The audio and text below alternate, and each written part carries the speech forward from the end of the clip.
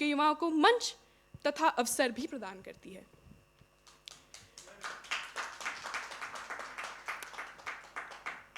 संगम संस्था वैसे तो कोई परिचय की मोहताज नहीं है, परंतु मैं श्री ज्ञान शर्मा जी को मंच पर संगम के साथ आपका परिचय करवाने के लिए आमंत्रित करना चाहती हूँ।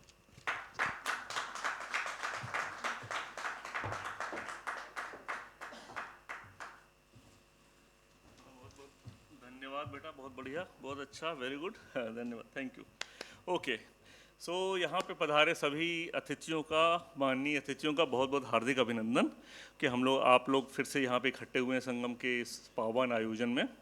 तो बहुत सारे लोग इसमें से संगम से ऑलरेडी परिचित होंगे, बस एक दो चार चीज़ें मैं बताना चाहता हूँ। जैसे संगम की शुरुआत जो है करीब करीब 2005-2006 में हुई थी, जब हम लोग सब लोग ट्रेन से बैठ के इंडिया से आए थे। आईटी कंसल्टेंट आते थे उस समय, तो हम लोग संतोष भाई, मदरेश भाई, सब लोग आए थे उसी समय में। तो हम लोगों ने छोटा सा 5-6 परिवारों के साथ शुरू हुआ था इस संगम, लेकिन आज ये अच्छा बड़ा परिवार बन चुका है। तो हम लोग इसमें बहुत और इसमें हम लोग का मेन उद्देश्य जो होता है वो सबसे ज़्यादा हिंदी भाषा पे हम लोग बहुत फोकस करते हैं। हिंदी भाषा का प्रचार प्रसार विस्तार ये सब हम लोग सबसे ज़्यादा ध्यान देते हैं। तो हिंदी के आयोजन हम लोग साल में कम से कम 2 तो ज़रूर करते हैं, कोई ना कोई हो, कभी बच्चों के कभी बड़ों की, हिंदी के प्रोग्राम हम लोग ज़्यादा करते हैं। इसके अलावा और भी सांस्कृतिक प्रोग्राम करते हैं, जैसे भारतीय संस्कृति है, भारतीय विचार, जो हम लोग का व्हाट्सअप ग्रुप है वो भी भारतीय विचारों से ओतप्रोत रहता है।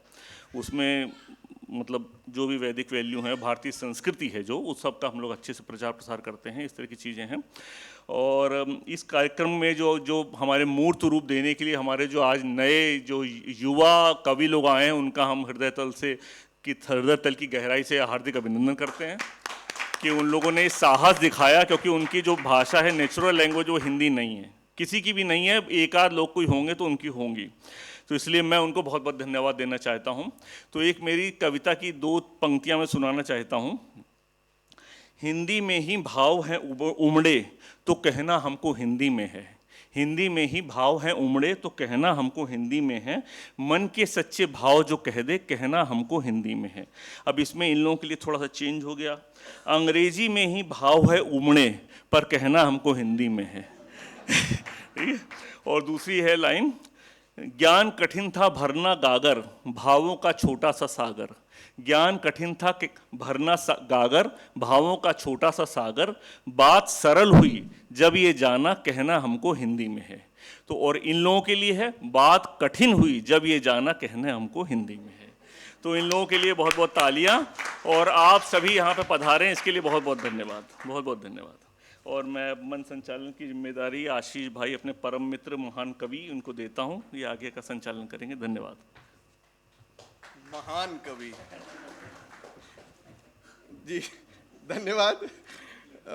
आप सभी का स्वागत है आज के इस कार्यक्रम में, जो कि आप लोगों के सहयोग से दूसरी बार हो रहा है।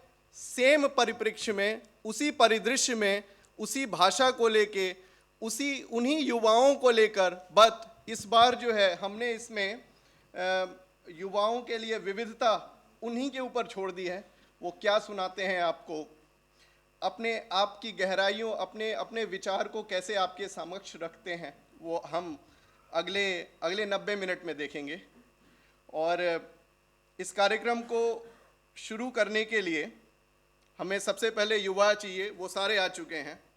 उसके बाद हमें तालियां चाहिए। आप इस सदन में हैं मौजूद, आप हैं यहाँ पर, तो उस चीज़ की कमी नहीं है। तो चलिए सबसे पहले शुभारंभ करते हैं। यहाँ पर हम स्वागत करते हैं आज के मुख्य अतिथि वीरेंद्र शर्मा जी का। वीरेंद्र शर्मा जी, स्वागत है आपका, आइए ऊपर आइए सर। मैं अनुरोध करूंगा ज्ञान जी और संतोष जी से भी आप आए।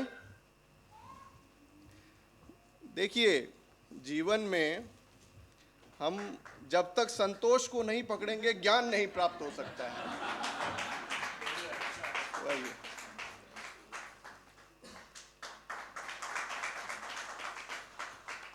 जी, धन्यवाद।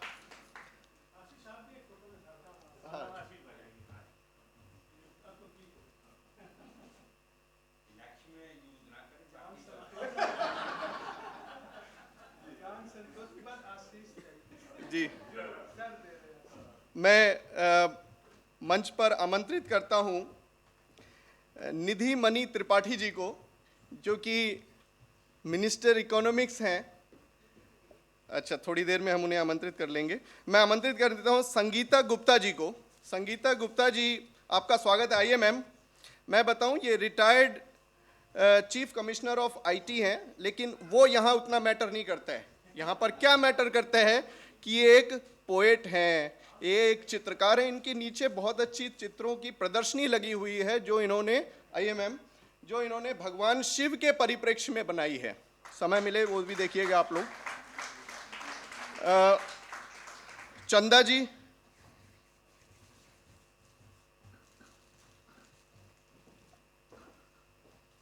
आइए।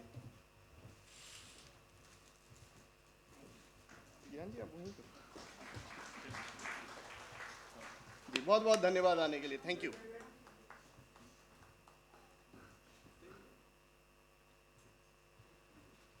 धन्यवाद। मैं आग्रह करता हूं अशोक गुप्ता जी से। आइए सर।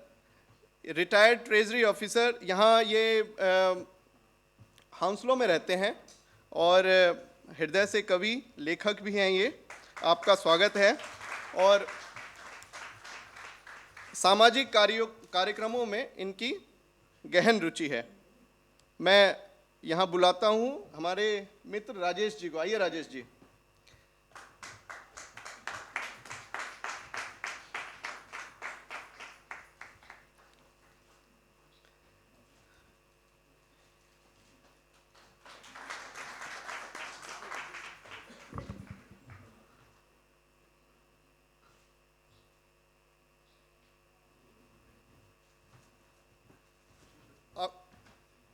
अब जो है आज का यह कार्यक्रम एक एक ठीक है, हम श्रोतागण हैं, हमारे पास अतिथि हैं, मुख्य अतिथि हैं और प्रतियोगी भी हैं। लेकिन आज का यह कार्यक्रम, इस कार्यक्रम का जो मूल आधार है, जो सूत्रधार है, जहां पर वो सारे सूत्र बंधेंगे, वो है हमारे स्पष्ट ज्यूरी निर्णायक मंडल। मैं उनका भी स्वागत करना चाहूँगा और सबसे पहले मैं आमंत्रित करता हूँ हमारे विशेष आदरणीय तेजेंद्र शर्मा जी का। आइए सर।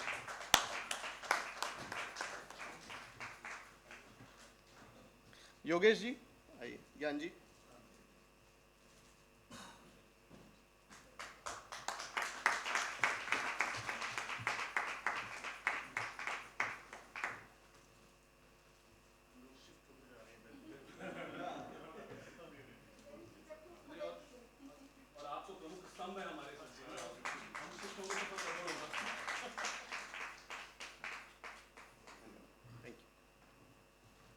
इसी क्रम में मैं बुलाता हूँ हमारे मध्य विदुषी आदरणीय, मैं उन्हें मौसी बोलता हूँ, अरुणा अजित सरिया जी। आपका स्वागत है।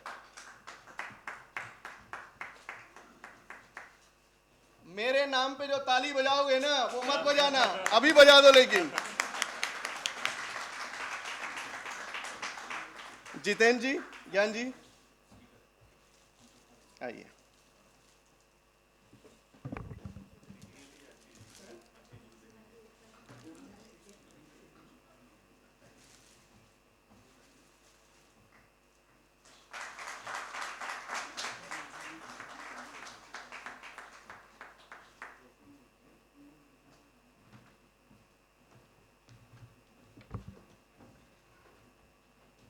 हमारे मध्य हैं शिखा वार्ष्णेय जी। शिखा वार्ष्णेय जी ब्रिटेन में मैं समझता हूँ, जब से मैं आया हूँ ना, मैं जब आ रहा था यहाँ पे तो किसी ने बताया वहाँ पर एक बहुत युवा लेखिका है 2009-10 में, शिखा वार्ष्णेय। ये वही शिखा वार्ष्णेय है। चंदा जी और ज्ञान गंगा भी बहे। आइए।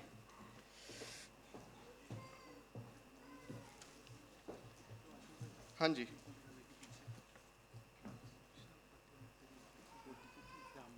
कौन?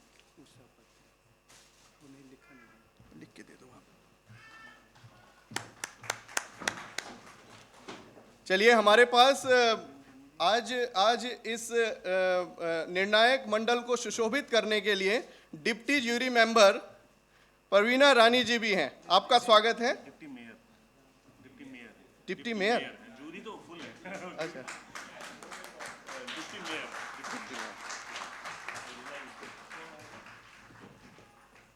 राजेश जी आइए।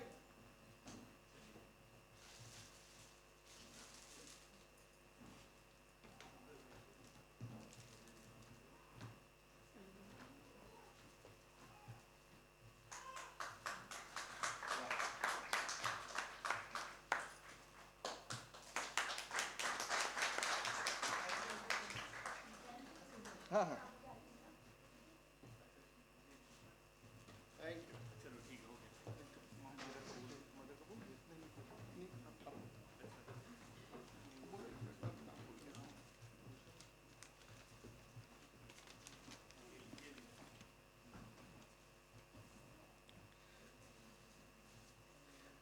हमारे मध्य आदरणीय और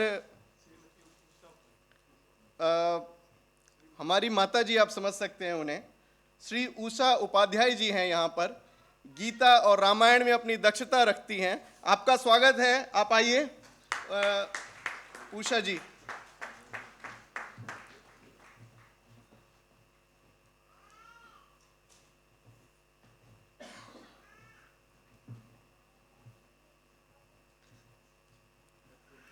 मैं बता दूं कि ये प्रयाग से आई हैं। प्रयाग का मतलब संगम, उस संगम से इस संगम तक।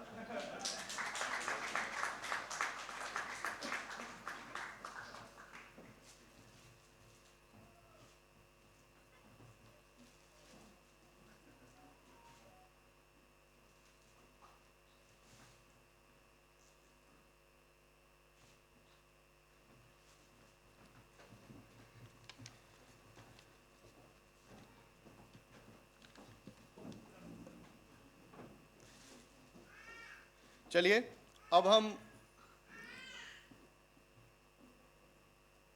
उस समय पर, उस बेला पर पहुंच चुके हैं जहां से कि आज के कार्यक्रम जिस परिप्रेक्ष्य में है उसकी शुरुआत होगी, उसका शुभारंभ होगा, उसका प्रारंभ होगा। इसमें जैसा कि आप लोगों को विदित है कि टोटल 12 प्रतियोगी हैं। उनको हमने 6-6 की श्रेणी में रखा है। गंगा, यमुना, गोदावरी, हर किसी में 2-2, 6 हुए। हमारे पास अलग से 2 ज्यूरी मेंबर हैं उन्हें मूल्यांकन करने के लिए। और उसके बाद फिर 3 श्रेणी है जो कि हमारे जो पुरातन विश्वविद्यालय हैं, जैसे तक्षशिला हो गया, नालंदा हो गया या विक्रमशिला हो गया, इन दोनों में 2-2 हैं। तो फिर उनके 2-2 आएंगे। इस तरह से 6 और 6 पहले, टोटल 12। तो चलिए हम लोग शुरुआत करते हैं सबसे पहले माँ गंगा से।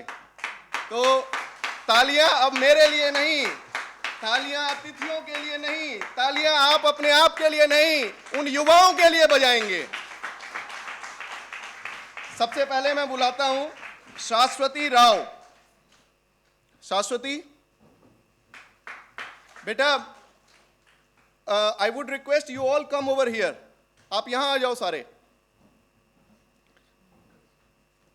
शाश्वती जो हैं फर्स्ट 6, ये GCSE ईयर 11 में हैं और ये भारत में बेंगलोर कर्नाटक से हैं। हॉबीज जो है इनकी म्यूजिक, संगीत अच्छा लगता है इन्हें, गाना भी अच्छा लगता है और पियानो बजाना भी अच्छा लगता है। तो इस कार्यक्रम की, शाश्वती का मतलब होता है शाश्वत का एक रूप है, अनंत। इस कार्यक्रम की इससे अच्छी शुरुआत हो नहीं सकती थी। आइए शाश्वती। आपको माइक अलग से चाहिए कैसे? इसी किस पे लोगे? Can you? Yeah.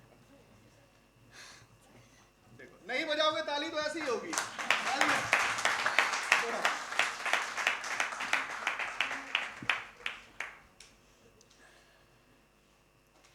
जननी जन्मभूमिश्च स्वर्गादपि गरीयसी, अर्थात माता और मातृभूमि स्वर्ग से भी बढ़कर है। नमस्ते। आज की मेरी कविता इसी भावना को प्रकट करती है। ये मैं केवल गा या पढ़ नहीं रही हूँ, बल्कि महसूस करती हूँ, जीती हूँ। सुनिएगा। माँ बस यह वरदान चाहिए, माँ बस यह वरदान चाहिए, जीवन पथ जो कंटकमय हो, विपदाओं का घोर वलय हो, किंतु कामना एक यही बस, किंतु कामना एक यही बस, प्रतिपल पग गतिमान चाहिए, माँ बस यह वरदान चाहिए। हास मिले या त्रास मिले, विश्वास मिले या फास मिले, गरजे क्यों ना काल ही सम्मुख, गरजे क्यों ना काल ही सम्मुख, जीवन का अभिमान चाहिए, माँ बस यह वरदान चाहिए। जीवन के इन संघर्षों में, दुख कष्ट के दावन लामे, तिल तिल कर तन जले न क्यों पर, तिल तिल कर तन जले न क्यों पर, होठों पर मुस्कान चाहिए, माँ बस यह वरदान चाहिए। कंटक पथ पर गिरना चढ़ना स्वाभाविक है, हार जीतना, उठ उठ कर हम गिरे उठे फिर, उठ उठ कर हम गिरे उठे फिर, पर गुरुता का ज्ञान चाहिए, माँ बस यह वरदान चाहिए। वृक्ष लगाए मगर इसके छाया में हम बैठेंगे, ऐसा सोचकर नहीं। इस कविता के अंतिम पंक्ति इसी निस्वार्थ सेवा और समर्पण है से प्रेरित हैं, जहाँ कवि अपने व्यक्तिगत हार से ऊपर देश की विजय को सर्वोपरि मानता है। मेरी हार देश की जय हो, स्वार्थ भाव का क्षण क्षण क्षय हो, जल जल कर जीवन दो जग को, जल जल कर जीवन दो जग को, बस इतना सम्मान चाहिए, माँ बस यह वरदान चाहिए।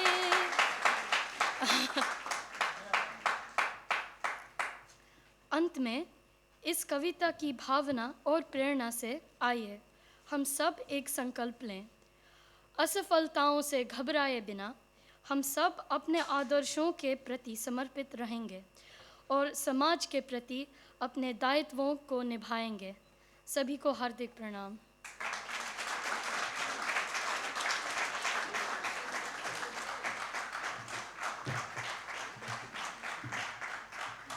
आइए इस सुंदर प्रस्तुति के लिए थोड़ी तालियां हो जाएं।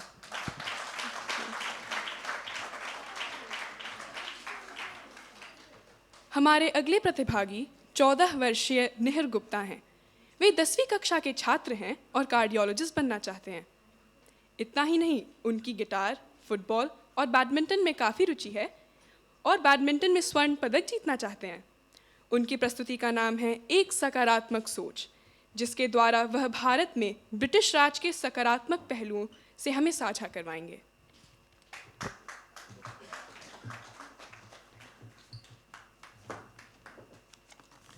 आप सभी को मेरा नमस्कार।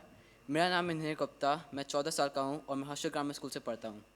आज मैं बात करने वाला हूँ उस समय के बारे में जब ब्रिटेन ने इंडिया पर राज किया था और कैसे उस दौर की चुनौतियों के बावजूद कुछ ऐसे परिवर्तन आए जो आज भी भारत को रूप देने में मददगार रहे। चलिए शुरू करते हैं।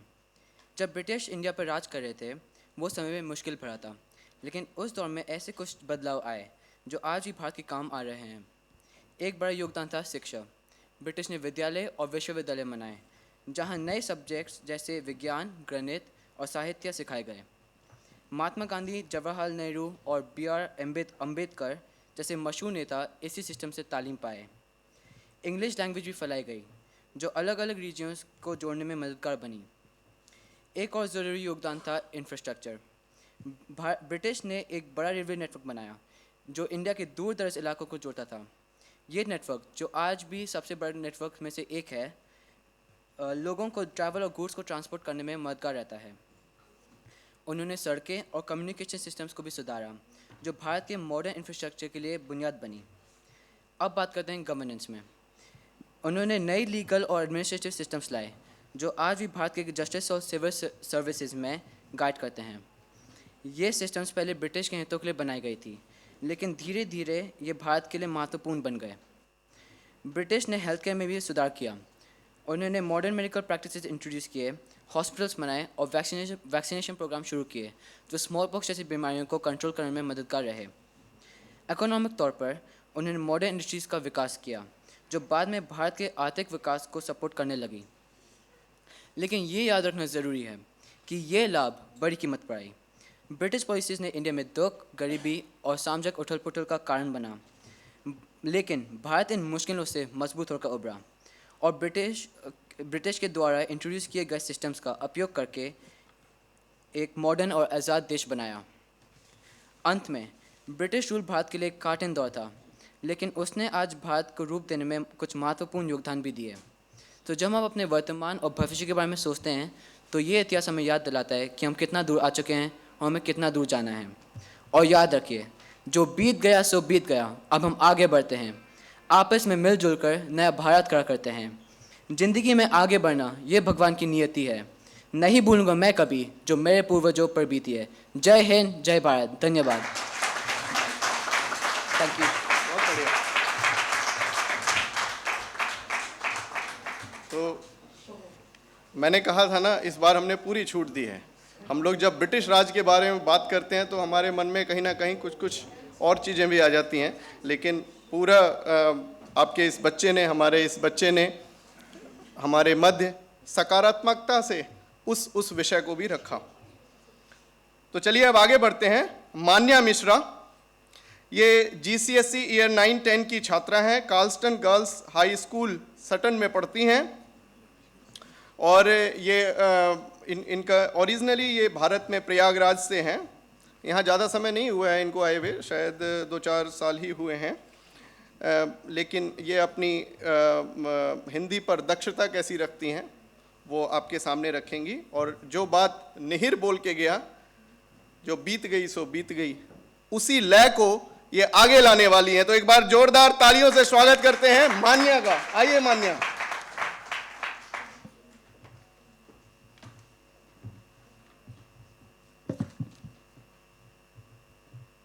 नमस्कार, मेरा नाम मान्या मिश्रा है और मैं कक्षा 9 कार्शाल्टन हाई स्कूल फॉर गर्ल्स की छात्रा हूँ। आज मैं आप सभी के सामने एक कविता प्रस्तुत करने जा रही हूँ जिसका शीर्षक है जो बीत गई सो बात गई। इसके रचयिता श्री हरिवंश राय बच्चन जी हैं। जो बीत गई सो बात गई। जीवन में एक सितारा था, माना वह बेहद प्यारा था। वह डूब गया तो डूब गया, अंबर के आनन को देखो। कितने इसके तारे टूटे, कितने इसके प्यारे छूटे। जो छूट गए फिर कहाँ मिले, पर बोलो टूटे तारों पर कब अंबर शोक मनाता है। जो बीत गई सो बात गई। जीवन में वह था एक कुसुम, थे उस पर नित्य निछावर तुम। वह सूख गया तो सूख गया। मधुवन की छाती को देखो, सूखी कितनी इसकी कलियां, मुरझाई कितनी वल्लरियां। जो मुरझाई फिर कहाँ खिलीं, पर बोलो सूखे फूलों पर कब मधुवन शोर मचाता है। जो बीत गई सो बात गई। जीवन में मधु का प्याला था, तुमने तन मन दे डाला था। वह टूट गया तो टूट गया। मदिरालय का आंगन देखो, कितने प्याले हिल जाते हैं, गिर मिट्टी में मिल जाते हैं। जो गिरते हैं कब उठते हैं, पर बोलो टूटे प्यालों पर कब मदिरालय पछताता है। जो बीत गई सो बात गई। मृदु मिट्टी के हैं बने हुए, मधुघट फूटा ही करते हैं। लघु जीवन लेकर आए हैं, प्याले टूटा ही करते हैं। फिर भी मदिरालय के अंदर मधु के घट हैं, मधु प्याले हैं। जो मादकता के मारे हैं, वे मधु लूटा ही करते हैं। वह कच्चा पीने वाला है, जिसकी ममता घट प्यालों पर।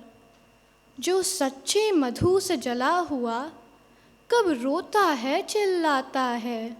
जो बीत गई सो बात गई। धन्यवाद।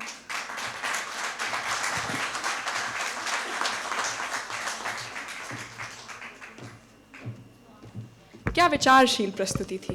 कृपया तालियां हो जाएं। हमारे अगले प्रतिभागी 15 वर्षीय शिवांश ठाकुर हैं। वे कक्षा 9 के छात्र हैं और यूके आए उन्हें केवल 2 ही वर्ष हुए हैं। उनकी विजुअल आर्ट्स, शतरंज तथा नई भाषाएं सीखने में रुचि है। इतना ही नहीं, उन्होंने पिछले 5 वर्षों में रशियन और मैंड्रिन तक सीख चुकी है। वो आज आपके समक्ष हरिवंश राय बच्चन द्वारा रचित कोशिश करने वालों की कभी हार नहीं होती प्रस्तुत करने आ रहे हैं।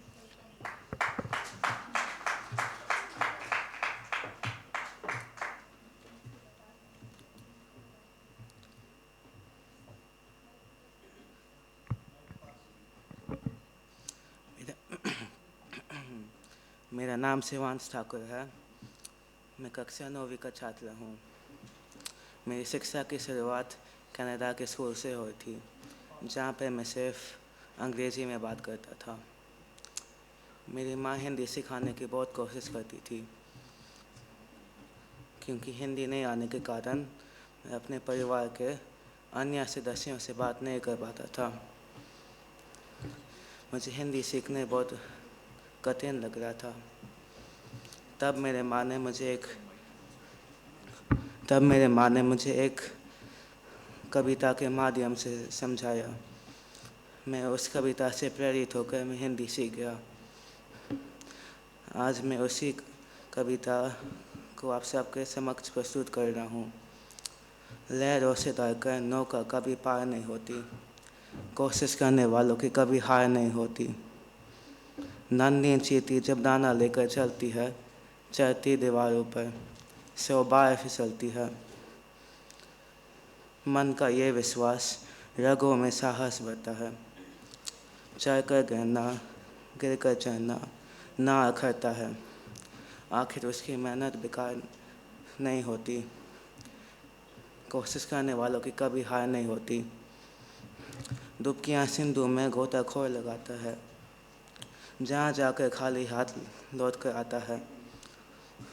मिलती नहीं सहेज ही मोती घेरे पानी में,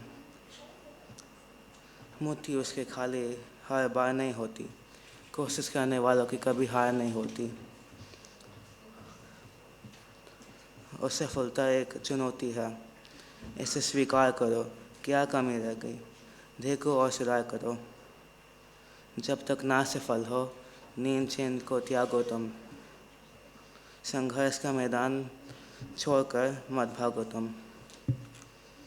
कुछ किए बिना ही जय जयकार नहीं होती। कोशिश करने वालों की कभी हार नहीं होती। इस कविता के कवि हैं सोहन लाल द्विवेदी। धन्यवाद।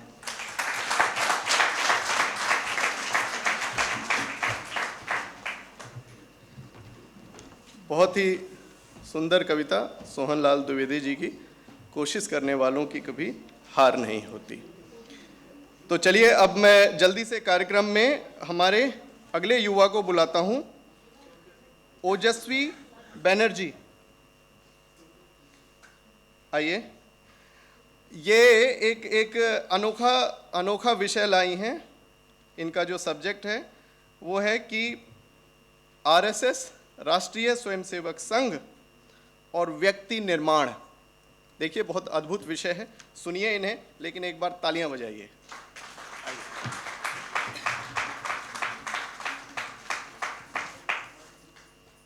नमस्ते, मेरा नाम ओजस्वी है।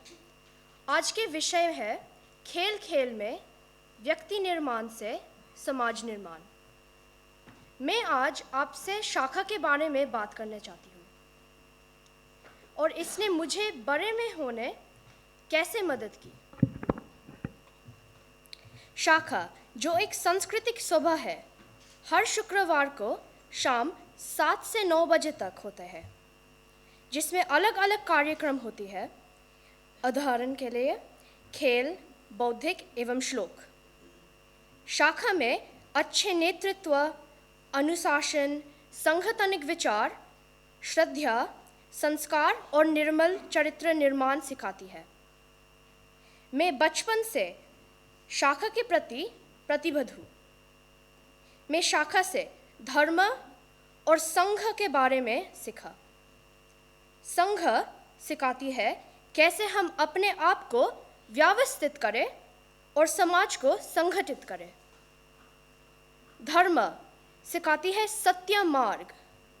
धर्म विचार है और संघ पद्धति है। शाखा के विश्व दर्शन आत्मीयता के ऊपर आधारित है।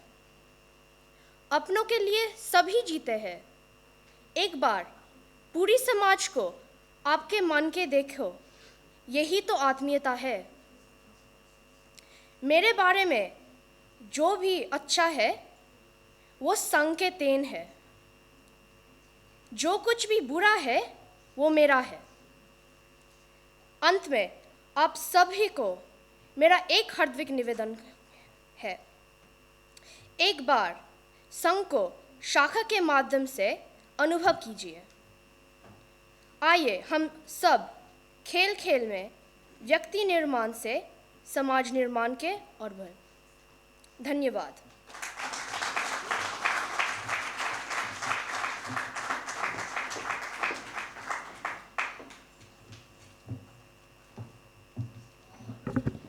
कितने अच्छे और शुद्ध विचार आज हम लोगों से साझा हो रहे हैं, क्या बात है। अब मैं अपनी अगली प्रतिभागी वेदिका गुप्ता को मंच पर आने का विनम्र आमंत्रण देती हूँ। ये 10वीं कक्षा में पढ़ती हैं और इनकी गणित तथा भौतिक शास्त्र में रुचि है। ये आज विश्व शांति को ध्यान में रखते हुए अपने मनोभाव को प्रस्तुत करेंगी। ये हमारे वैदिक काल से ही परंपरा में निहित है। सर्वे भवन्तु सुखिनः, सर्वे सन्तु निरामया, सर्वे भद्राणि पश्यन्तु, मा कश्चित् दुःख भाग् भवेत्।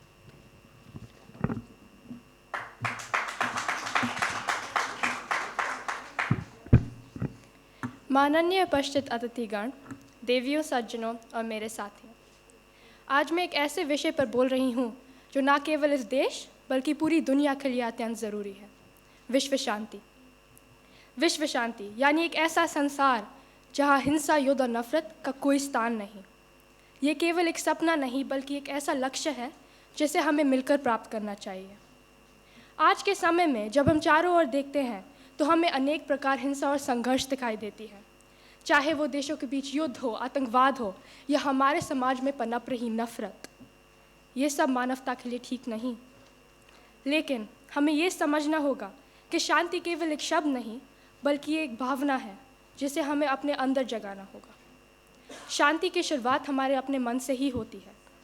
जब हम अपने विचारों में शांति रखते हैं तो हम अपने आसपास के वातावरण को भी शांतिपूर्ण बना सकते हैं। गांधी जी ने कहा था, यदि आप दुनिया में बदलाव देखना चाहते हैं तो पहले खुद में बदलाव लाएं। आज जब हम चारों ओर देखते हैं तो हमें ये महसूस होता है कि शांति की ज़रूरत कितनी अधिक है उदाहरण के लिए यूक्रेन और रशिया, इजराइल और पाकिस्तान में चल रहे युद्ध ने न केवल उन देशों बल्कि पूरी दुनिया को हिलाकर रख दिया है। इन युद्ध ने लाखों लोगों को बेघर कर दिया, उनके सपने और आशाएं तोड़ दी हैं। युद्ध के कारण बच्चों के भविष्य अंधकार में है और निर्दोष लोग की जानें जा रही हैं। अब मैं आप सब से पूछती हूँ, क्या हम इससे शांति कह सकते हैं? बताइए। बिल्कुल सही। इसके अलावा हाल ही में हमारे देश के साउथपोर्ट शहर में 3 बच्चियों के साथ हुई दर्दनाक घटना ने भी हमें सोचने पर मजबूर कर दिया है। इस घटना ने पूरे समुदाय को सदमे में डाल दिया और ये सिखाता है कि हमारे समाज में नफरत और हिंसा की जड़ें कितनी गहरी हैं। ये घटनाएं हमें सिखाती हैं कि हमारे समाज को एकजुट होकर नफरत और हिंसा का मुकाबला करना होगा। महात्मा गांधी जी ने ये भी कहा था, अहिंसा परमो धर्मः, यानी अहिंसा ही परम धर्म है और यहाँ हिंसा की कोई जगह नहीं। अंतर्राष्ट्रीय विश्व शांति दिवस, वर्ल्ड पीस डे, हर साल 21 सितंबर पर मनाया जाता है। अंतर्राष्ट्रीय शांति दिवस की स्थापना संयुक्त राष्ट्र यानी यूनाइटेड नेशंस के द्वारा 1981 में हुई थी। इस दिन सभी देशों और लोगों के बीच शांति और अहिंसा के आदर्शों को बढ़ावा देने का प्रयास किया जाता है। जैसे आप सब जानते हो, मैं भारत की बच्ची हूँ, तो भारत के बारे में बोले बिना मैं कैसे रह सकती हूँ। सनातन धर्म ने सदियों से समय समय पर विश्व शांति की ही बातें करी हैं और विश्व के सामने प्रस्ताव भी रखे हैं। हम कैसे भूल सकते हैं स्वामी विवेकानंद जी का 1893 का वो ऐतिहासिक भाषण, जिसमें स्वामी जी ने sisters and brothers of America कह के संबोधित किया और विश्व शांति की ही बातें करी। इस अवसर पर मैं वेदिका गुप्ता आप सभी से यही अनुरोध करना चाहती हूँ कि हम सब मिलकर विश्व शांति के लिए प्रयास करें। एक मुस्कान, एक सहयोग और एक शांति का संदेश, इन छोटे छोटे कदमों से हम बड़े लक्ष्य को प्राप्त कर सकते हैं। आइए हम सब मिलकर ये संकल्प लें कि हम हमेशा शांति का मार्ग चुनें और इस दुनिया को बेहतर स्थान बनाएं। मैंने कुछ पंक्तियों लिखने की कोशिश करी हैं, मैं ये सुनाना चाहूँगी। शांति के ही राह पे चलो, प्यार का दीप जलाओ, द्वेष और नफरत को दिल से दूर भगाओ। धरती एक हमारी, सभी हैं इसके निवासी। ना युद्ध का हो कहीं निशान, ना हो कोई भी रण। हर दिल में बस प्यार रहे, यही हो अपना प्राण। हाथों में हाथ डालकर मिलकर हम जाएंगे, विश्व शांति का गीत हर दिल में बसाएंगे। नफरत की अंधेरों को मिलकर हमें मिटाना है, सत्य और अहिंसा से दुनिया को सजाना है। सपनों का संसार हो जहाँ शांति का निवास, हर घर में खुशियाँ की हो सदा ही वास। अंत में ये श्लोक के साथ अपनी बात समाप्त करूँगी।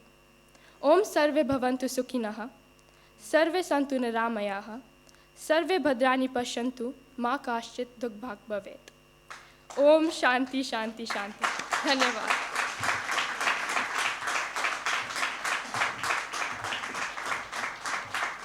वाह, अद्भुत, बहुत अच्छा। इसका नाम वेदिका था। आपको नाम याद है बच्ची का? वेदिका। और वेद हमें शांति का पाठ इस युग में भी सिखाते हैं। चलिए अब यहाँ पे खासकर विदेश में चाहे छोटा आयोजन हो या बड़ा हो, हमारा आपका सबका सामूहिक प्रयास रहता है, सामूहिक प्रयास रहता है और उस प्रयास में एक दूसरे का साथ मिलता है, सहयोग मिलता है। तो आज भी इस कार्यक्रम के लिए हमें बहुत सारे लोगों का सहयोग मिला। मैं उनका नाम लेना चाहता हूं और मैं चाहता हूं कि वो अपनी जगह पर खड़े भी हों ताकि हम देख सकें और एक बार तालियां बजा सकें। उन स्पॉन्सर्स का मैं नाम लेता हूं। पहले है, मैं बताऊंगा कि क्यों बजानी है ताली आपको। रिकुल पटेल जी जलाराम वीरपुर धाम से हैं और डिनर बॉक्सेस दे रहे हैं हमें। तालियां एक बार जोर से। Phoenix solution for all mister Raj Rawat ji, वो सभी पार्टिसिपेंट्स को आईटी ट्रेनिंग वाउचर्स देंगे। टॉप 4 कैंडिडेट्स को ओनली, आपने सबको बोला था? अच्छा, टॉप 4 को देंगे। चलो ठीक।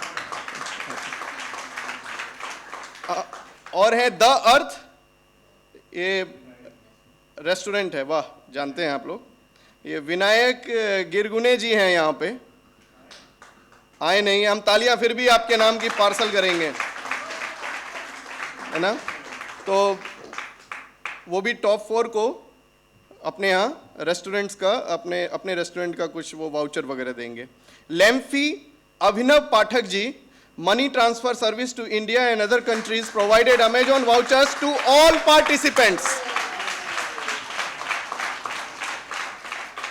हिंदी शिक्षा परिषद यूके, प्रवीण रानी जी के द्वारा, और ये हमें मिठाई के डब्बे देंगी हर किसी को, नॉट ओनली टू पार्टिसिपेंट्स, हम आपको भी।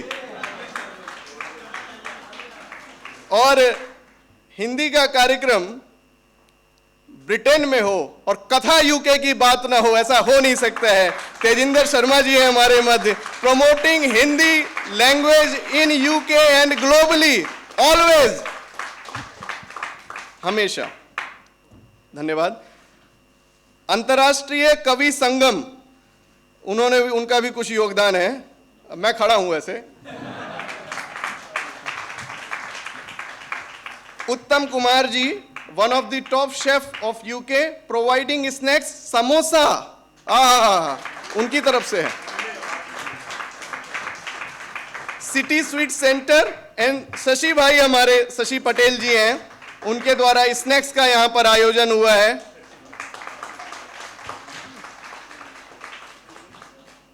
ना। और AAIS learning platform, doctor Sanya Sharma ji हैं, she provide online classes of many areas for their sponsorships, उनका भी कुछ योगदान है हमारे मध्य। तो अगर डॉक्टर सान्या शर्मा जी हैं, आपकी तालियां आपको पार्सल करी जाएगी। गुरुकुल यूके से इंदु बरोट जी का, गुरुकुल यूके का पिछली बार भी और इस बार भी हमेशा से हमारे यहाँ संगम परिवार में आत्मीय सहयोग रहता है। तो एक बार तालियां इंदु बरोट जी और गुरुकुल यूके के लिए। संदीप दीवान जी, आपका धन्यवाद, उन्होंने बहुत अच्छा सहयोग दिया है जी। उन्होंने बोला है गुप्त दान महादान। और हैं raw straw reality, Ankit Buare ji, it is a leading construction and property development company in UK, thank you for your support. और अंत में Pavan school of motoring, Pavan Sharma ji, driving lessons for their support, आपके सहयोग के लिए धन्यवाद। चलिए, यहाँ पर एक बहुत ही सुखद बात यह है कि हम लोग एक पड़ाव पार कर चुके हैं। गंगा, यमुना और गोदावरी, उन तीनों के युवा, 6 युवा आपके सामने थे, आपके मध्य थे और अपनी बातें उन्होंने रखी। अब मैं दूसरे ओर चलता हूँ, नालंदा से सबसे पहले मैं आमंत्रित करता हूँ हेदी पाठक को। वो एक कविता सुनाएंगी आपको, और जब तक वो आती हैं उनके बारे में, वैसे तो यहाँ डिस्प्लेड है कि वो लॉ की छात्रा हैं, लॉ में बहुत जल्दी वो फुल फ्लेज सॉलिसिटर होने वाली हैं, और ओरिजिनली फ्रॉम दिल्ली। इम्पॉर्टेंट ये है, grew up in Ireland, 7 years से यूके में रह रही हैं और अलग अलग देशों में ये रह चुकी हैं। कई भाषाएं जानती हैं, हिंदी वाले खुश ना होना कि हिंदी सिर्फ बोलती हैं, ये हिंदी जानती हैं, इंग्लिश जानती हैं, आयरिश जानती हैं, फ्रेंच जानती हैं, जर्मन भी जानती हैं। आपकी तालियां सिर्फ ध्वनि के लिए होनी चाहिए। आइए।